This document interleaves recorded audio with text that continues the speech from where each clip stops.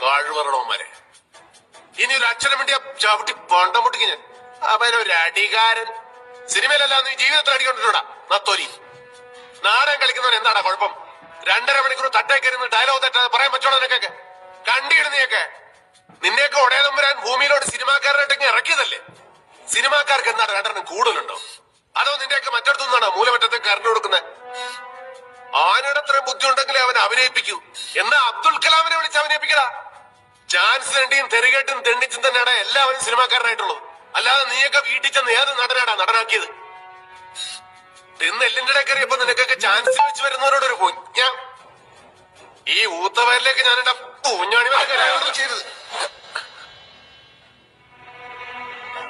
ഇനി പറയണ സാർ, എനിക്ക് അഭിനയിക്കാൻ അറിയില്ലേ. ഞാൻ നന്നായിട്ട് അഭിനയിച്ചില്ലേ? നിങ്ങളിപ്പോ പേടിച്ചില്ലേ ഇല്ലേ?